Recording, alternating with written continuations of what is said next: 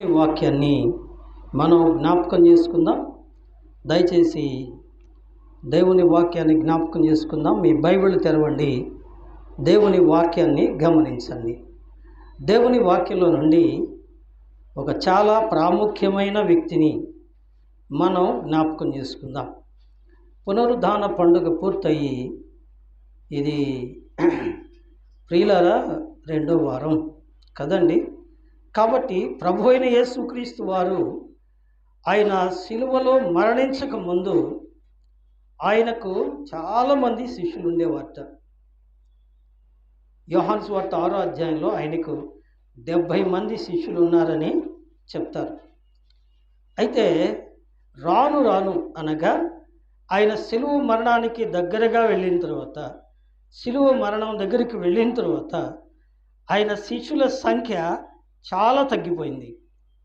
వేళ్ల మీద లెక్కించేటట్టుగా చాలా తగ్గిపోయారు. చాలామంది ఏమండి వెళ్ళిపోయారు. ఎక్కడి నుంచి వెళ్ళిపోయారు అంటే మనం ఆలోచన చేస్తే మొట్టమొదట గెత్సెమనే తోటలో వాళ్ళు వెళ్ళిపోయారు. ఎందుకంటే గెత్సెమనే తోటలోకి యేసుక్రీస్తు ప్రభువారు ఎంతమందిని తీసుకెళ్లారండి? 12 మంది శిష్యులను తీసుకుని వెళ్ళారు. అవునా? లేదు, 11 మందినే. ఎందుకంటే ఒక ఆయన రిజర్వ్ చేసుకొని ఉన్నాడు. దేనికి? క్రీస్తు ప్రభువును 30 వెండి నాణ్యాలకి అమ్ముకోవడానికి. అందుకని ఆయన పని మీద వెళ్ళారు. ఇక ఎంతమంది ఉన్నారు? 11 మంది. అంటే ప్రభువుతో 12 మంది వెళ్ళారు అని అర్థం. గెత్సెమనే తోటలోకి వెళ్ళిన తర్వాత తోట వాకిలి దగ్గర ప్రభువారు తన శిష్యులతో చెప్పారట. ఏమని? మీరు ఇక్కడ కూర్చొని ఉండండి, నేను లోపలికి వెళ్ళి ప్రార్థన చేసుకొని వస్తాను అన్నారు. ఆ మాట చెప్పి పేతురును, యోహానును, యాకోబును వెంట పెట్టుకొని ఒలీవల తోటలోని గెత్సెమనే తోటలోకి వెళ్ళారట. అంటే ఎంతమందిని ఆడ కూర్చోబెట్టారు? 8 ముగ్గురిని తీసుకొని లోపలికి వెళ్ళారు. వీళ్ళు ముగ్గురిని తీసుకొని వెళ్ళి ముగ్గురిని ఒక చోట కూర్చోబెట్టి, నా ప్రాణము మరణమగునంతగా వేదన పడుతుంది, మీరు ఇక్కడ కూర్చొని ప్రార్థన చేయండి అని చెప్పి ఆయన రాతివేత దూరం వెళ్ళి ప్రార్థన చేయటం మొదలుపెట్టాడట. ఈ లోపల వెళ్ళి నిద్రపోయారు. మరలా వచ్చారు. చూస్తే ఏం చేస్తున్నారు? నిద్రపోతున్నారు. పేతురు, ఒక్క గడి అయినా మేలుకొని ఉండలేరా? ప్రార్థన చేయండి అని చెప్పి మళ్ళా వెళ్ళారు. మళ్ళా వెళ్ళిన తర్వాత ప్రార్థన చేసుకొని మరలా తిరిగి వచ్చారు యేసయ్య. ఇప్పుడు మళ్ళా ఏం చేస్తున్నారు? వాళ్ళు భారంగా ప్రార్థన చేస్తున్నారండి? లేదు లేదు. ఏం చేస్తున్నారు? ఆయన అడుగు వేయగానే వీళ్ళు కునుకులోకి వెళ్ళిపోయారు. మళ్ళా నిద్రపోతున్నారు. ఈ లోపల 3వ మారు ఆయన చెమట రక్తపు బిందువుగా కారునంతగా ఆయన కన్నీరు విడిచి ప్రార్థన చేసి మళ్ళా తిరిగి వచ్చాడట. తిరిగి వచ్చినప్పటికి వాళ్ళు ఎట్టున్నారు? లేచి ప్రార్థన చేస్తున్నారా? ఏమండి? లేదు. ఏం చేస్తున్నారు? మరలా నిద్రపోతానే ఉన్నారు. ఇప్పుడు ఆయన అన్నాడు, పదండి లేచి వెళదాం, నన్ను అప్పగించువాడు సమీపిస్తున్నాడు అన్నాడు. ఈ మాటని ఆయన బయలుదేరేటప్పటికి ఆయన వెనకాల పేతురు, యోహాను, యాకోబు బయలుదేరి వస్తున్నారు. ఈ లోపల బయట ఏం జరుగుతుంది? ఇస్కరియోతు యోధ ప్రియులరా కత్తులు గుదియలు తీసుకొని సైనికులను తీసుకొని యేసయ్యను పట్టించడానికి గెత్సెమనే తోటకు వస్తున్నాడు. ఈ సైన్యం అంతటిని చూసేటప్పటికి బయట కూర్చున్న 8 ఏమైంది చెప్పండి? భయం వేసింది. ఓయమ్మ, ఇళ్ళు వస్తున్నారు, ఏం చేస్తారని వారు పారిపోయారు. వారు ఆయనను విడిచి ఏం చేశారంట? పారిపోయిరి అని రాయబడింది. They escaped. వాళ్ళు వెళ్ళిపోయారు. ఇంకా మిగిలింది ఎంతమంది? 3. ఈ 3 ఎవరెవరు చెప్పండి? పేతురు, యోహాను, యాకోబు. వీళ్ళు 3 ఉన్నారు. వీళ్ళు 3 ఉండగా ఇస్కరియోతు దగ్గరకు వచ్చి యేసయ్య దగ్గరకు వచ్చి ఏం చెప్పారండి? బోధకుడా, నీకు శుభమగును గాకని ముద్దు పెట్టుకున్నాడు. ఎవరిని? యేసయ్యని. యేసయ్య అన్నాడు, యోధా అప్పగించడానికి ముద్దు పెడుతున్నావా అని అడిగాడు. ఈ లోపల వాళ్ళు వచ్చి సైనికులు గొలుసులతో ప్రభువును కట్టేసి పట్టుకోబోతున్నారు. పేతురు మాత్రం తన వరలో ఉన్న కత్తి తీసి ఒక ఇసురిచ్చాడంట. ఇసిరేటప్పటికి ఏమని చెప్పండి, అక్కడున్న సైనికుడైన మల్కు చెవి తెగిపోయింది. కుతిక్కి పెట్టుంటాడు కత్తి, ఏమండి వాడు తలంచేటప్పటికే చెవు తెగిపోయింది. ఇప్పుడు యాకోబు యోహాను ఏం చేస్తున్నారు? వాళ్ళు కూడా ఏమయ్యారు? పారిపోయారు. మిగిలింది ఎవరు? పేతురును యేసుక్రీస్తు ప్రభువారు. ఇప్పుడు వాళ్ళు ఏం చేశారు? ఇస్కరియోతు యోధా చెప్పాడు, ఈయనే పట్టుకోండి అని.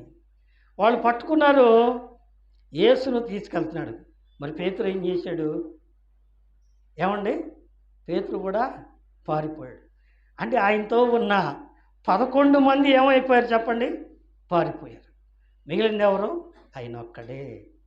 గుర్తుపెట్టుకోండి. ఎందుకు ఈ వివరం అంతా చెప్పానంటే, వేళ్లలో లెక్కించబడే వాళ్ళు అంటే వీళ్ళు 1, 2, 3 అంటే అంత కూడా లేరు. అందరూ ఆయన్ని విడిచిపెట్టిపోయారు కదండి.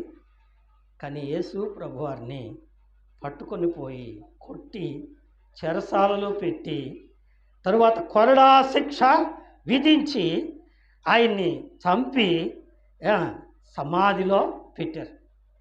ఇప్పుడు యేసు పునరుద్ధానుడై తిరిగి లేచారు. యేసు పునరుద్ధానుడై తిరిగి లేచేటప్పటికి ఆయన్ని వెంబడించిన వాళ్ళు ఎంతమంది? ఇందాక చెప్పుకున్నాగా 11 మంది. అంటే 11 మంది వదిలిపెట్టిపోయారు. మరి ఇంకెవరన్నా ఉన్నారా? ఎవరు లేరు. కానీ ఆయన్ని విడిచిపెట్టకుండా వెంబడించింది ఎవరు చెప్పండి? ఆయన్ని విడిచిపెట్టకుండా వెంబడించింది ఎవరు చెప్పండి? ఆయన యందు విశ్వాసం ఉంచిన స్త్రీలు. ఎవరు చెప్పండి? ఆయన యందు విశ్వాసం ఉంచిన స్త్రీలు. వాళ్ళు ఎవరు? వారి పేర్లు కూడా చెప్తా. వాళ్ళలో ఒక ఆమె ఎవరు చెప్పండి? ఏమండి? మగ్దలేనే మరియ. ఇప్పుడు చదవండి ఒక వచనం, మార్క్స్ వార్త 16వ అధ్యాయము 9వ వచనం విందాం. మార్కు రాసిన సువార్త 16వ అధ్యాయము 9వ వచనం. ఆదివారము తెల్లవారినప్పుడు యేసు లేచి తాను 7 దయ్యములను వెళ్ళగొట్టిన మగ్దలేనే మరియకు మొదట కనబడిన. చాలు. ఏం పేరండి ఆమె పేరు? మగ్దలేనే మరియ. జాగ్రత్తగా వినండి. ఈ వచనంలో 3 విషయాలు ఉన్నాయి. 3 విషయాలు. ఆదివారము ఉదయమున యేసు తెల్లవారుతూ ఉండగా ఆయన ఎవరికి కనపడ్డాడు? మగ్దలేనే మరియకు కనబడ్డాడు అని రాశారా? కాదు. దానికి ముందు ఒక లైన్ ఉంది. ఏమిటది? తాను 7 దయ్యములను వెళ్ళగొట్టిన మరియ. వినండి. ఎవరంట? మగ్దలేనే మరియ. మగ్దలేనే అంటే బైబిల్లో చాలామంది మరియలు ఉన్నారు. యేసయ్య తల్లి పేరు ఏం పేరు? మరియమ్మే. లాజరు అక్క పేరు ఏం పేరు? మరియమ్మే. సోసన్న తల్లి పేరు ఏం పేరు? మరియమ్మే. ఏమండి మరి ఈమెవరు అంటే ఈమె మగ్దలేనే అనే ఊరికి సంబంధించింది. అందుకనే ఆమె పేరు, ప్రియులరా గమనించండి, ఆమె పేరు మగ్దలేని మరియా అని పేరు పడిపోయింది. కొంతమందిని ఊరి పేర్లు పిలుస్తారు కదండి. నేను ఇంతకుముందు కొంతమందిని పిలిచేవాడిని. కొత్తకోట నుంచి నా దగ్గరికి వచ్చేవాడు ఒక ఆయన, మంచి స్నేహితుడు, దైవ సేవకుడు, కొత్తకోట సేవకుడు అని పిలిచేవాడిని. ఏమండి బొడ్డువానిపాలెం నుంచి వచ్చేవాడు ఒక ఆయన, సహోదరుడు, బొడ్డువానిపాలెం సుబ్బారావు అని పిలిచేవాడిని ఆయన్ని.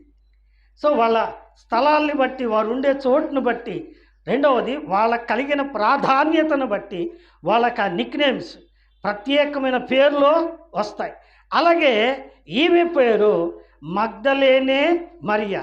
ఇప్పుడు ఈ మగ్దలేని మరియా ఊరు బైబిల్లో ఎక్కడుంది చూడండి.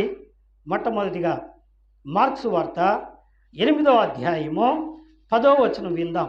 మార్క్స్ వార్త 8వ అధ్యాయము దోణి ఎక్కి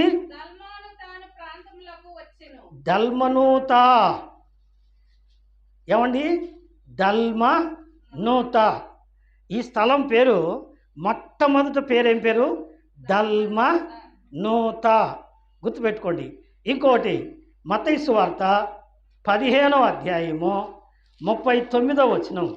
మత్తయి సువార్త అండి 15వ అధ్యాయము 39వ వచనం. తరువాత ఆయన జన సమూహములను పంపివేసి దోణి ఎక్కి ఎక్కడికి వచ్చాట? మగదాను. ఇప్పుడు ఈమె పేరు ఏం పేరు? మగ్దలేనే. ఈ ఊరికి 3 పేర్లు ఉన్నాయి. 3 పేర్లు ఒకేసారి పిలవట్లా. ఏమండి? 3 పేర్లు ఒకసారి పిలవట్లా. కొన్ని ఊళ్ళను కొన్ని విధాలుగా పిలుస్తారు. కొన్ని ఇంటి పేర్లు కూడా కొన్ని విధాలుగా పిలుస్తారు. మా తాత వాళ్ళ కాలంలో మమ్మల్ని ఏమని పిలిచేవారంటే అల్లరోళ్ళు అని పిలిచేవాళ్ళు. విన్నారా ఎప్పుడైనా? అల్లరోళ్ళు అంటే అప్పుడు మా ఇంటి పేరు అల్లరి. రాను రాను ఏమైందో తెలుసా అండి? ఈ అల్లరి అనేది బాగలేదని ఏమండి అల్లాడి అని మార్చాం మేము. నేను మా పెద్దన్నయ్య చదువుకుంటున్న సమయంలో చదువుకుంటా ఒరే ఇదంతా పేరు బాగా అల్లరిగా ఉంది, చాలామంది ఈ పేరు పెట్టి అల్లరి చేస్తున్నారని అల్లాడి ఏఎల్ఎల్ఏడిఐ అల్లాడి అని మార్చాం. దీన్ని కూడా అల్లాడిస్తున్నారు కొంతమంది. అబ్బాయి ఇట్ట కాదు అని చెప్పినని తెలుగులో రాసేటప్పుడు మాత్రం ఏమండి మేము ఎలా రాసేవాడి? అల్లడి అని రాసేవాళ్ళం. ఏమండి? అల్లరి, అల్లాడి, అల్లడి 3 రకాలుగా మారిపోయింది. అంటే మిమ్మల్ని గురించి నేను చెప్పకూడదు, నన్ను గురించి నేను చెప్పుకుంటే మీకు అర్థమైంది కదండి. కొన్ని వీరి పేర్లు ఉంటాయి. ఏమండి? ఫస్ట్లో మొట్టమొదట అనేవాళ్ళు దెయ్యాల ఊరు అనేవాళ్ళు. అంటే ఆ ఊరిలో దెయ్యాలు ఉంటాయి కావాలనుకునేవాడు నేను చిన్నప్పుడు. కానీ అసలు ఆ ఊరి పేరు ఏం పేరండి? దైవాల రావు కదండి. నిజమే. వ్యవహారంలో ఒక విధంగా ఉంటుంది, అసలు సిసలుగా ఒక విధంగా ఉంటుంది. అంటే అది కాదా అంటే అదే. ఒకరి నోట ఒక రకంగా, ఒకరి నోట ఒక రకంగా. దెయ్యాలూరు అనేవాడిని నేను. ఏంది నవ్వుతా అంటే అది దెయ్యాలూరు అయిపోద్దా? కాదు కదా, పేరు అదే. కాకపోతే మాట నోట రకరకాలుగా మారిపోతుంది.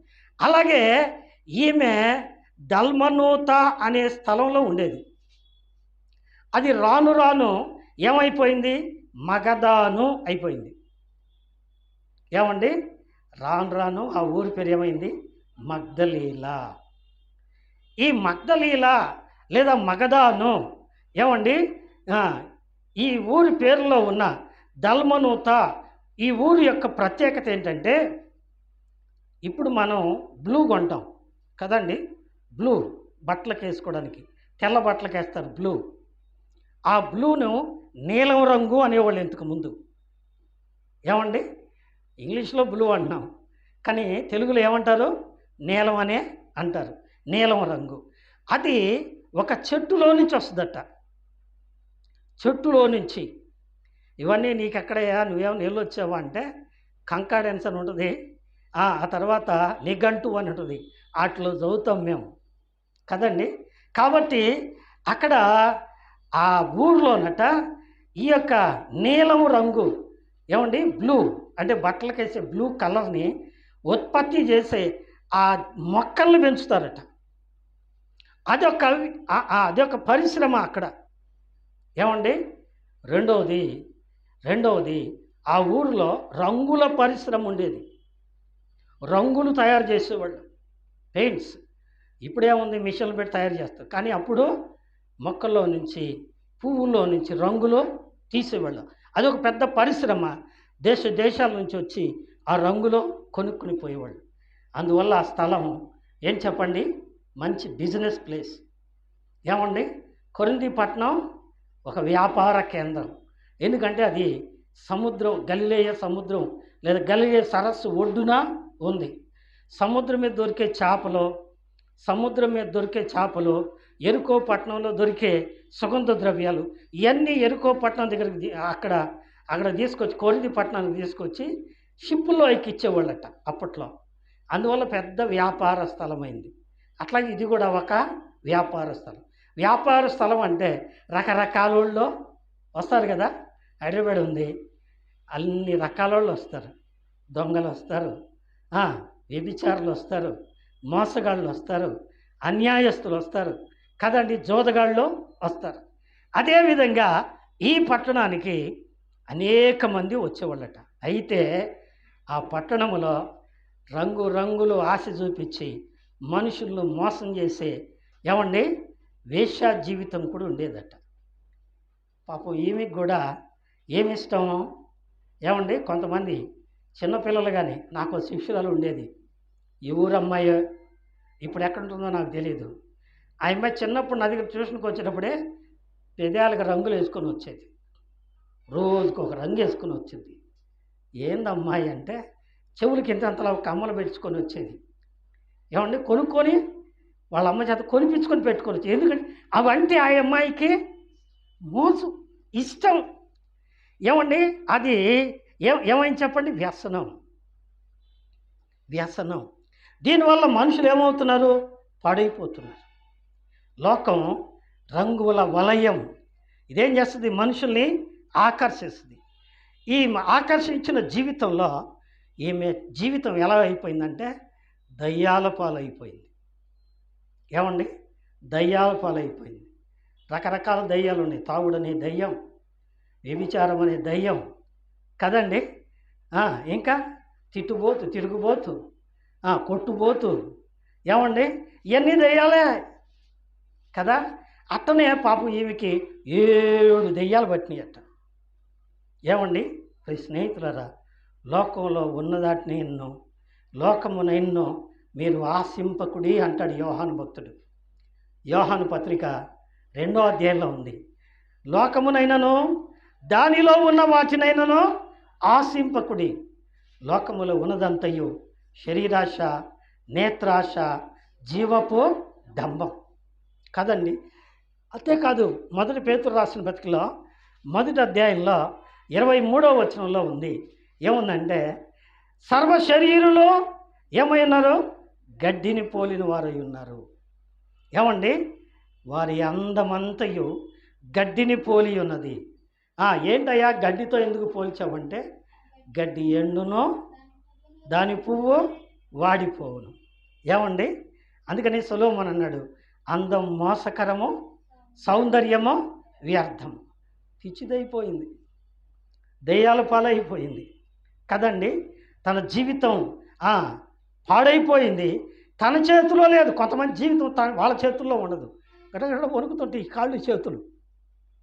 ఏమండి, కొంతమంది జీవితం ముట్టుకోకూడదు, అసలు ముట్టుకోకూడదు అనుకుంటారు, కానీ గడగడ వణికిపోతుంటాయి. బానిస ఏం పట్టింది చెప్పండి, ఆ దెయ్యం పట్టింది కదా. అటువంటి స్త్రీ ఈమె. ఎవరిమే, మగ్దలేనే మరియ.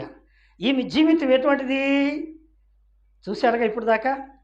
రంగుల లోకాన్ని ప్రేమించేది, లోకాశలను ప్రేమించేది.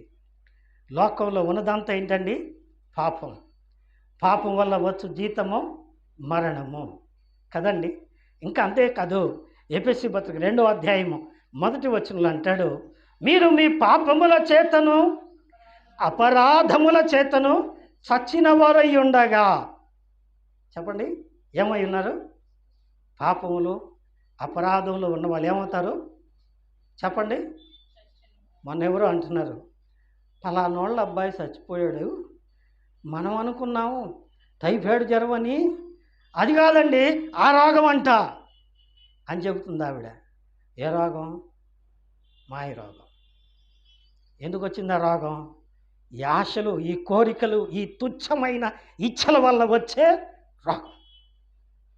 నీ స్నేహితుడ సోదరి, లోకాన్ని ప్రేమిస్తున్నావా? లోకంలో ఉన్న కోరికలను ప్రేమిస్తున్నావా? జాగ్రత్త. ఒక దినాన అవి నిన్ను కట్లపాము వలె కాటేస్తాయి. ఈ మగ్ధలేని మరియని కాటేసినాయి. కాటేసినప్పటికీ పిచ్చిదై తిరుగుతుంది. అయితే ఒకరోజు ఏమండి, యేసయ్య తారిసి పట్టాడు. ఇప్పుడు అదే వచనం మరలా ముందుకు చదివితే ఏమండి, 16వ అధ్యాయం 9వ వచనం. ఆదివారము తెల్లవారినప్పుడు యేసు లేచి తాను 7 దయ్యములను వెళ్ళగొట్టిన. యేసయ్య ఏం చేశాడంట? ఆ 7 దయ్యాలను వెళ్ళగొట్టేశాడు. ఎలా వెళ్ళగొట్టాడు? ఆమె యేసు దగ్గరికి వచ్చింది. ఈ పూట ఏమండి, దాచుకోలేని బాధల్లో ఉన్నావా? చెప్పుకోలేని బలహీనతలో ఉన్నావా? నీకు నువ్వే కుంగిపోవద్దు, యేసు దగ్గరికి రా. ప్రభు అన్నారు, ప్రయాసపడి పాప భారమును మోసుకొనుచున్న సమస్త జనులారా నా యొద్దకు రండి, నేను మీకు విశ్రాంతిని కలుగజేస్తాను అన్నాడు. ప్రభు దగ్గరికి నువ్వు వస్తే నీకేం కలుగజేస్తాడు? బలహీనతల నుండి విడిపించి విశ్రాంతిని ఇస్తాడు, బలపరుస్తాడు, దీవిస్తాడు. ఈమెకు పట్టిన 7 దయ్యాలు ఏమైపోయినాయి? ఎఫెసీ పత్రిక 2వ అధ్యాయం 1వ వచనం కంటిన్యూషన్. మీరు మీ అపరాధముల చేతను పాపముల చేతను చచ్చిన వారై ఉండగా ఆయన క్రీస్తుతో కూడా మిమ్మును ఏమండి, క్రీస్తు బ్రతికించేవాడు. లోకం చంపేది ఏమండి, లోకాశ చంపేది ఏమండి. సొలొమోను రాస్తాడు, ద్రాక్షారసము చూడగా గిన్నెలో ఎట్లుంటుందంట? తల తల తల తల తల తలలాడుద్దంట. తాగిన పిదప ఏం చేసిద్దంటండి? కట్లపాము వలె కాటేసి. వేషలోతైన గొయ్యి, అందులో పడ్డాడు, ఎగలేవటం కష్టం, ఊబి అది. అయితే ఆ ఊబిలోంచి తప్పించుకోలేక కృంగిపోయే జీవితాలకి యేసయ్య అంటున్నాడు, నా యొద్దకు రండి. ఈమె యేసు దగ్గరికి వచ్చింది. యేసయ్య ఆమె దయ్యాలను వెళ్ళగొట్టాడు, ఆమె యొక్క పాపాలను క్షమించాడు. అంతేకాదు ఆమె పాపాలకు క్షమాపణ దయచేశాడు. వాక్యంలో ఉంది, మన పాపములను మనము ఒప్పుకొనిన ఎడల యేసుక్రీస్తు ప్రభువు నమ్మదగిన వాడును నీతిమంతుడు గనుక ఆయన మన పాపములను క్షమించి సమస్త దుర్నీతి నుండి మనలను పవిత్రులనుగా చేయి. ఎందుకు అంటే ఒక మాట చదవండి, రోమీలకు రాసిన పత్రిక 5వ అధ్యాయము 12వ వాక్యం. రోమీలకు రాసిన పత్రిక 5వ అధ్యాయము 12వ వాక్యం.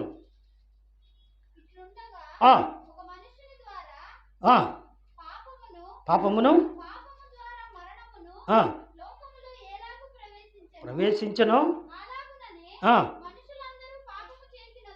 చేసినందున మరణము అందరికీ సంప్రాప్తం. ఏమండి, ప్రతి మనుషుడు, అందుకనే పోయిన వారం మనం చెప్పుకున్నాం 89వ కీర్తనలో ఏమండి 48వ చరణంలో, మరణమును చూడక బ్రతుకునరుడెవడు లేడు. అంటే మరణం తప్పించాలంటే ఎవరి వశం? యెహోవా వశం. దేవుడే తప్పించగలడు. అందుకనే దేవుని యొద్దకు వచ్చింది ఆమె. దేవుని యొద్దకు వచ్చి ఏం చేసిందండి? విడుదల పొందింది. విడుదల పొందేటప్పటికి ఆమెకి ఎట్టుంది చెప్పండి? ఏమండి, విడుదల పొందేటప్పటికి ఆమెకి ఎట్టుంది? 38 సంవత్సరాల నుంచి రక్తస్రావ రోగంతో బాధపడుతుంది.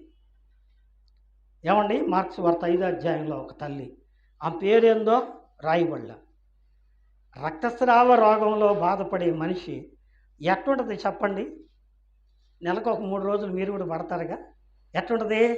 కాళ్ళు వణుకుతుంటాయి, నడుము తేసకపోతుంటుంది కదండి, నీరసంగా ఉంటుంది, అన్నం తినబుద్ధి అయ్యదు. ఏ మనిషి దగ్గరికి రాలేడు. ఎందుకు చెప్పండి? గుమ్మ గుమ్మలాడుతూ ఉంటుంది కదా. నిజమే. 3 రోజులకేనా? 3 రోజులకే కాళ్ళు బీగుతున్నాయా? 3 రోజులకే నడుము లాగుతుందా? పాపం ఎన్ని సంవత్సరాల నుంచి అండి? మరి ఆమె ఏమవ్వాలి? అంత బాధపడుతున్న తల్లి వెళ్ళి ఏం చేసిందండి, యేసయ్య వస్త్రము మాత్రము ముట్టింది. ఇప్పుడు ఆమెకు సంతోషం వచ్చేసింది, గంతులేస్తుంది. ఎందుకని? ఈ నేల నుంచి నేను బాధపడుతుంటే ఈ నొప్పి, ఈ బాధ ఏ డాక్టర్ తీసేయలా. ఎవరు తీసేశారు? ప్రైజ్ ది లార్డ్, యేసయ్య తీసేశారు. కనుక పోయి స్నేహితుల సోదరి, ఎవ్వరూ ఇవ్వలేని స్వస్థత. ఎందుకంటే మనుషులందరి పాపాల కొరకు మరణించింది ఎవరు? యేసే. అందుకని ఆయనే ఇవ్వగలడు, ఆయనే రక్షించగలడు, ఆయనే బలపరచగలడు. అందుకనే ఆమె ప్రభువు దగ్గరికి వచ్చింది. వచ్చి స్వస్థత పొందిన తర్వాత ఇప్పుడు ఆమె ఏం చేస్తుంది చెప్పండి? ఏమండి ఏం చేస్తుంది? లూకాసు వార్త 7వ అధ్యాయము 38వ వచనం. వెనక తట్టు ఆయన పాదముల యొద్ద కూర్చుండి ఏడ్చుచు కన్నీళ్లతో పాదాలునే కడగనా, ప్రభుని పాదాలునే కడగనా, పాదాలునే కడగనా, ప్రభుని పాదాలునే కడగనా, కన్నీటితో కడిగి పన్నీరు పూయన, కన్నీటితో కడిగి పన్నీరు పూయన, నన్నేలు స్వామికి నా ప్రాణనాథునికి పాదాలునే కడగనా, ప్రభుని పాదాలే కడగనా. ఆయన పాదాల దగ్గర కూర్చుంది. ఏం చేస్తుంది చెప్పండి? ఏడుస్తుంది. ఎవరు చెప్పినా వినలేదయ్యా, మా ఆయన మాట అసలే వినలేదయ్యా, నా పిల్లల మాట, మా అత్తగారి మాట, మా అమ్మ మాట అసలే వినలేదయ్యా, మూర్ఖురాల్ని ఈ గతి పట్టాను, నన్ను బాగు చేశావు. ఏమండి, మగ్దలేని మరియ ఏం చేస్తుంది? యేసయ్య పాదాల దగ్గర కూర్చుంది. నువ్వెక్కడ కూర్చున్నావు? టీవీ దగ్గర? నువ్వెక్కడ కూర్చున్నావు? రోడ్డు మీద షికార్లోనా? నువ్వెక్కడ కూర్చున్నావు? చేతుల్లో సెకండాల్లోనా?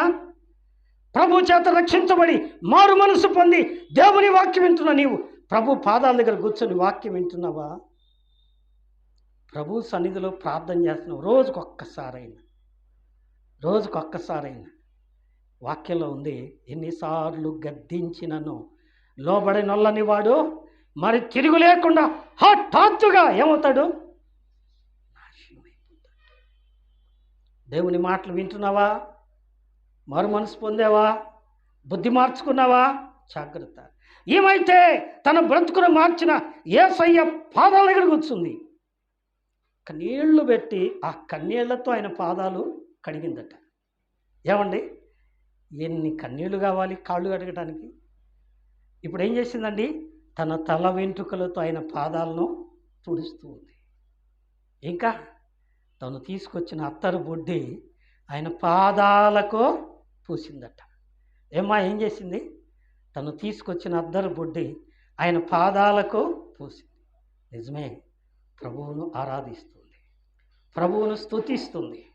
నోరు తెరిచి రోజులో ఒక్క నిమిషమైన యేసయ్యా నన్ను బ్రతికించినందుకు నీకు వందనాలు, యేసయ్యా నా బిడ్డలను బ్రతికించినందుకు నీకు వందనాలు, యేసయ్యా నా కుటుంబాన్ని ఈ స్థితికి తీసుకొచ్చినందుకు నీకు స్తోత్రమయ్యా అని చెప్పగలిగావా?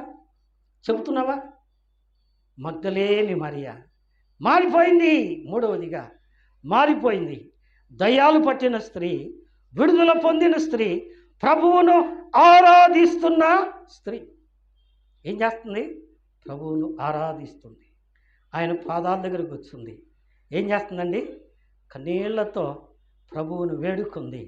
అందుకని యేసయ్య అన్నాడు, ఏమన్నాడు? అమ్మా, నీ పాపములో క్షమించబడి ఉన్నవి. మగ్దలేని మరియ పశ్చాత్తాపం, ఆమె పాపాలను క్షమించబడి ఆమె రక్షించబడ్డ తర్వాత, అంటే పాపాలు ఒప్పుకున్న తర్వాత, పాపాలను విడిపించబడి దయ్యాల నుంచి విడిచిపెట్టిన తర్వాత ఏం చేసింది చెప్పండి? మనమైతే ఏం చేస్తాం? రోగం వచ్చినప్పుడు చెంపు లేకుండా వస్తాం. ఇక్కడ సంఘం పెట్టిన తర్వాత ఒక అబ్బా ఒడుగు వచ్చేవాళ్ళు, సైకిల్ మీద ఎక్కించుకొని కొడుకుని తీసుకొచ్చేవాడు. గంట గంటకు వచ్చేవాడు, అర్ధరాత్రి కూడా. ఈయన నీ కాడనే ఉంచుకోండి, వీడితో పడలేకపోతున్నాను, ఎందెందో మాట్లాడతాడు, ఏడాడో మాట్లాడతాడు అనేవాడు. వాడికి బాగా అయింది, హోటల్ మేనేజ్మెంట్లో ఏమండి సర్టిఫై అయ్యాడు, ఎంటెక్ పూర్తయిపోయింది. ఇప్పుడు వాడు ఏడున్నాడు? రోగం వచ్చినప్పుడు పాస్టర్, బాధ వచ్చినప్పుడు చర్చి, తీరిపోయిన తర్వాత ఏమండి ఒక కవర్ట పలారం తెచ్చాడు, ఇచ్చిరైతే రుణం తీరిపోయిందా? తీరిపోయిందా? జాగ్రత్త సుమ. ఆమె ఏం చేస్తుంది చెప్పండి?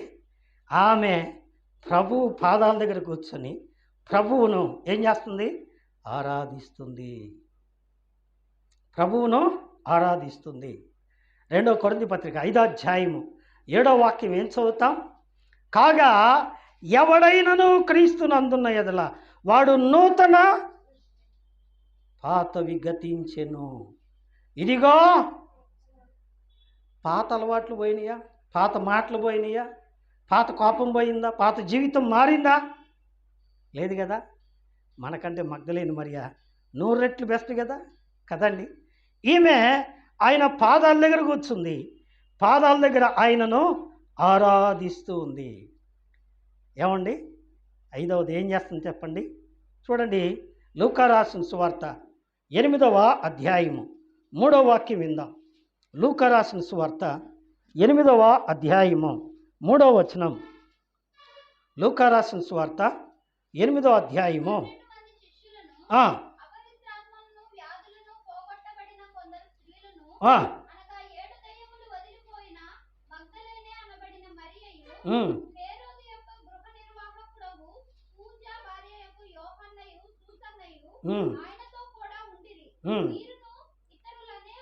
వీరును ఇతరులు అనేకులను తమ కలిగిన ఆస్తితో ఎవరికి? యేసు ప్రభు వారి మినిస్ట్రీ ఎట్లుందండి? ఫారెన్ నుంచి రాలా. ఏమండి అప్పుడు ఫారిన్ మిషనరీస్ లేరు కదండి.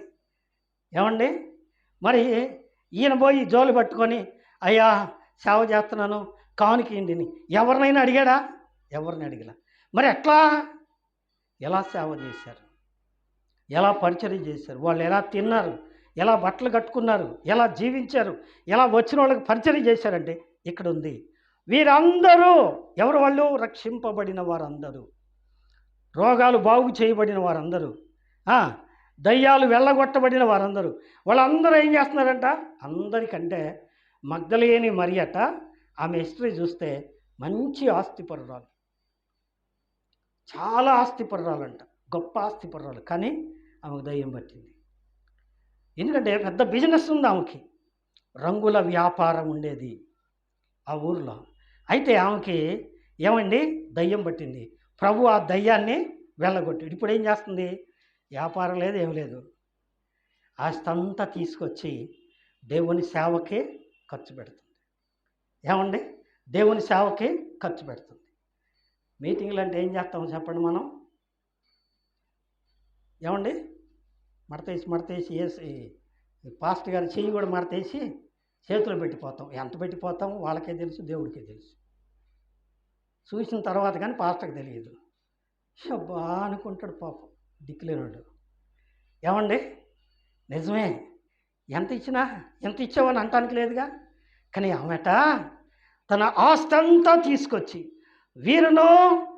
వీరితో ఉన్న ఇతరులను తమకు కలిగిన ఆస్తిలో వారికి ఉపచారము. ఏమండి ప్రభువు నమ్మిన తర్వాత ఆమె జీవితం ఎలా మారిపోయిందో చూసారా? ఏమండి తన ఆస్తి అంతా తీసుకొచ్చి యేసయ్య సేవకు ఏమండి ఉపయోగించింది. ఇప్పుడు మనం చదివాము లూకా సువార్త 8వ అధ్యాయము 3వ వచనంలో. మరలా మనం చూస్తే వాళ్ళందరూ కూడా ఎక్కడున్నారు? యేసయ్యతో ఉన్నారు. నేను ఇందాక చెప్పే కదా, యేసయ్య సిలువకు వెళ్ళక ముందు ఆయన శిష్యులు చాలామంది ఉన్నారు. కానీ యేసయ్య సిలువకు వెళ్ళే టైంకి ఎంతమంది ఉన్నారు చెప్పండి? ఏమండి ఎంతమంది ఉన్నారు? ఆయనతో ఎంతమంది ఉన్నారు? 1 2 3 1 2 ఒకటి రెండేనా? ఒకటే. చెప్పండి ఎవరైనా? యోహాను ఒక్కడే. ఎవరు చెప్పండి? యోహాను ఒక్కడే. ఎక్కడున్నాడు? యేసయ్య సిలువ దగ్గర ఉన్నాడు. మిగిలిన వాళ్ళు దే ఎస్కేప్. ఏమండి, మనం ఏం చేస్తాం? ప్రభువు నమ్మిన కొత్తల్లో చర్చిని వదిలిపెట్టాం, గుంపులుగా వస్తాం. ఏమండి, సంవత్సరం దాటిన తర్వాత ఏరాళ్ళు మాకు టైం కుదరట్లేదండి. పాపం ఆమెకి ఎట్ట కుదిరిందో. ఏమండి, నిజమే ప్రియులరా. ఇంకో మాట చదువుదాం. యోహాను సువార్త 19వ అధ్యాయము 25వ వచనం. ఆడబెట్టి కూర్చోయ్యా.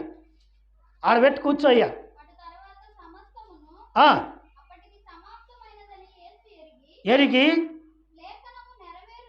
లేఖనము నెరవేరునట్లు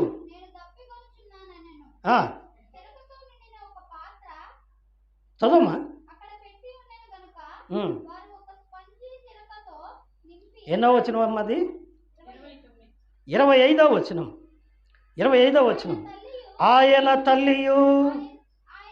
ఆయన తల్లి సోదరి క్లోప భార్య అయిన మరియయు, మగ్దలేని మరియయు యేసు సిలువ వద్ద. ఏమండి, యేసయ్య సిలువకు వెళ్ళ ముందు ఉంది, యేసయ్యను పట్టుకున్నప్పుడు ఉంది, యేసయ్యను సిలువ వేసేటప్పుడు కూడా ఉంది. విన్నరా? యేసయ్య నా వదిలిపెట్టల. ఏమండి, మొదటోళ్ళు ఏమవుతున్నారు? కనపట్ల. వెనకటోళ్ళు ఏమవుతున్నారు? వాళ్ళు వెనకాలనే. ఎంత గొప్పోళ్ళో కదండి. కానీ మగ్దలేని మరియ, ఏమండి, ఒక్కోసారి యేసు తల్లి అయిన మరియ అయినా కనపడలేదేమో కానీ మగ్దలేని మరియ మాత్రం ఆయన్ని విడిచిపెట్టి వెళ్ళనే లేదు. యేసయ్య చనిపోయిన తర్వాత 3వ దినమున, అంటే ఆదివారమున, ఏమండి, ఆ సహోదరులందరూ ఇప్పుడు చెప్పారే, యేసు తల్లి అయిన మరియ, ఆయన ఆ తల్లి సహోదరి అయిన మరియ, క్లోప భార్య అయిన మరియ, మగ్దలేని మరియ, ఇంకా అనేక మంది స్త్రీలందరూ కలిసి సుగంధ ద్రవ్యాలు తీసుకొని యేసయ్య సమాధి దగ్గరికి వెళ్ళారంట. వినండి, మత్తయి సువార్త 27వ అధ్యాయము 61వ వచనం. సమాధి దగ్గరికి వెళ్ళేటప్పటికి సమాధి మూత తెరవబడి ఉంది. ఆయనకు చుట్టిన రుమాలు, వస్త్రాలు ఓ పక్కన పెట్టబడి ఉన్నాయి. చూసి, ఇదేంది మూత తీసి ఉంది, యేసయ్య సమాధి, యేసయ్య ఇక్కడ లేడు, ఇంకేం చేద్దాం, పదండి. ఏమండి, అన్నకు బాగలేదు, ప్రార్థన టైం అయింది, ఆయన లేడు, ఇంకెందుకు పోదాం అన్న. లేకపోతే మనం జరపలేము. ఏమండి, మనకు జరిపే శక్తి, ఆ ధైర్యం ఆయన ఉంటే ఉంటాం, లేకపోతే పద. అందరూ వెళ్ళిరి. మగ్దలేనే మరియయు వేరొక మరియయు అక్కడనే సమాధి ఎదురుగా కూర్చున్నారు. అందరూ వెళ్ళిపోయారు, కానీ ఏమాత్రం పోలా, ఆడనే కూర్చుంది. యేసయ్య శరీరం ఏమైంది? ప్రభువును చూడాలా? ప్రభువును చూడకుండా నేను వెళ్ళను. ఏమండి, ఎంత గొప్ప, ఏమండి, విశ్వాసం అండి ఈమె. ప్రభువును విడవక ఎంబడించింది. అన్ని సమయాల్లో ప్రభువుతోనే ఉంది. సంఘాన్ని కనిపెట్టుకొని ఉంటున్నామా? దైవ సేవకుడిని కనిపెట్టుకొని ఉంటున్నామా? ఏమండి, నాకు నచ్చలా, నేను ఉండా, నాకు అనుకూలంగా లేదు, నేను కలిసి ఉండా. ఏమండి, కానీ మగ్దలేని మరి అలా అనలా. ప్రభు పాదాలనే కనిపెట్టుకుని ఉంది, ప్రభు దగ్గర కనిపెట్టుకుని ఉంది. ఏమిటయ్యా కనిపెట్టుకుంటే ప్రయోజనం ఏముంది? ఏం పెత్తనమా, నాయకత్వమా, ఏముంది చెప్పు? ఉన్న గొప్పతనం ఏందో చూపిస్తా చూడండి. అంత ధన్యురాలు ఈ ప్రపంచం మీద ఎవరూ లేరు తెలుసా? మగ్దలేని మరి అంత ధన్యురాలు ఈ ప్రపంచం మీద ఎవరు లేరు. ఎందుకని? ఇప్పుడు రండి, 7వదిగా యోహాను సువార్త 20వ అధ్యాయము 7వ వచనం. యోహాను సువార్త 20వ అధ్యాయము 7వ వచనం. నారబట్టలు పడియుండుటయు ఆయన తల రుమాలు నారబట్టల యొద్ద ఉండక వేరుగా ఉండటయు చూచెను. 10వ వచనం. అంతటా శిష్యులు తమ వారి యొద్దకు వెళ్ళిపోయిరి. 11వ వచనం. అయితే మరియా సమాధి బయట నిలిచి ఏం చేస్తుంది చెప్పండి? తోడుగా ఉన్న ఆడవాళ్ళు కూడా వెళ్ళిపోయారు, శిష్యులు వెళ్ళిపోయారు, ఒక్కతే కూర్చుంది. సమాధి దగ్గర ఒక్క ఆడ మనిషి కూర్చుంటుందా? ఆ గుండె ధైర్యం ఎవరికొని చెప్పండి? నేను వెళ్ళి సమాధి దగ్గర కూర్చుంటాను అయ్యా అనేవాళ్ళు ఎవరు చెప్పండి? ఎంత ప్రేమ అండి! యేసయ్య అంటే ఎంత ప్రేమ ఏమకి! అక్కడే కూర్చుంది. ఇప్పుడు ఏం చేస్తుంది?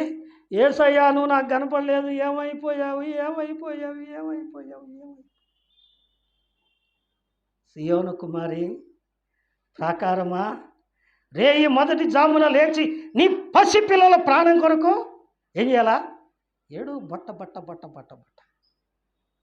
ఎప్పుడన్నా బిడ్డల కొరకు వేసి పాత వాడు మాట వినటం లేదండి, మా కుటుంబం బాగలేదండి. నీవు కన్నీరు విడిస్తే దేవుడు కార్యం చేస్తాడు. ఏమండి? ఏడుస్తూ ఉంది. ఏడుస్తుంటే యేసయ్య లేచాడు, సమాధిలోంచి లేచి ప్రయాణం అయ్యారు. ఎక్కడికి పోవాలి? యేసయ్య సమాధి గెలిచి ఎక్కడికి వెళ్ళాలి? తండ్రి దగ్గరికి వెళ్ళాలి. ఏమండి? ఇప్పుడు మీకు ఒక వచనం చూపించాలి, సమయం లేదు కానీ అయినా చూపిస్తా. యోబు గ్రంథం 33వ అధ్యాయము. యోబు గ్రంథం 33వ అధ్యాయము చూడండి, 24వ వచనం లేదా 23 నుంచి చదివితే సహాయం. నరులకు యుక్తమైనదేదో నేను చదువుతానమ్మా. ఏదో దానిని వానికి తెలియజేయుటకు వేలాది దూతలలో గనుడగు ఒకడు వాని మధ్యకు మధ్యవర్తి అయి ఉండిన ఎడల దేవుడు వాని యందు కరుణ చూపి పాతాళములోనికి దిగి వెళ్లకుండా వానిని విడిపించుము. ప్రాయశ్చిత్తము నాకు ఎవరంటారా మాట? దేవుడు అంటాడు. ఎప్పుడు అంటాడు? ఆ రక్తం చూపించాలి. హెబ్రీ పత్రిక 9వ అధ్యాయంలో కూడా ఉంది. ఏమండి? ప్రభు అయిన యేసు తన స్వరక్తాన్ని తీసుకొని పరలోకంలో తండ్రి యొద్దకు వెళ్ళాడట. ఎందుకు? తను చెందించిన రక్తం చూపించి మనుషుల మీద ఉన్న కోపము తీసివేయటానికి. ఏమండి? ఆ కార్యం జరగాలా లేదా? జరగాలి. కానీ జరిగిందా? జరగనేలా. ఏం చేస్తుంది? ఓ సోగండాలు పెడుతుంది. యేసయ్యా నేను చూడకుండా వెళ్ళనయ్యా, నువ్వు నాకు కనపడయ్యా, నువ్వు నాకు కనపడయ్యా. ఏమండి? శనివారం విజ్ఞాపన రమ్మంటే తీరుబాటే కాదు కదండి. ఒకవేళ వచ్చిన కాసేపు కూడా కూర్చోలేము, నోరు తెరిచి ప్రార్థన చేయలేము. ఎందుకంటే there is no time brother. Boy, దేవుడి దగ్గర నీకు టైం లేదు. లోకంలో they have plenty of time. లోకము దాని ఆశలు ఏమవుతాయి? గతించిపోతాయి. ఇవి ఏడుస్తుంటే పరలోకానికి ఎక్కి వెళుతున్న ప్రభు ఆమె ఏడుపు విని ఏం చేశాడండి? వెనక్కి తిరిగి వచ్చాడు. తండ్రి దగ్గరికి పోయాడా? పోలా, వెనక్కి తిరిగి వచ్చాడు. వచ్చి అమ్మా ఎవరిని వెతుకుతున్నావు, ఎందుకు ఏడుస్తున్నావు అన్నాడు.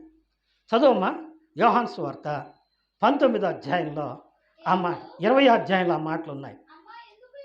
అమ్మా ఎందుకు ఏడుస్తున్నావు, ఎవరిని వెతుకుచున్నావని ఆమెను అడుగుగా అనుకొని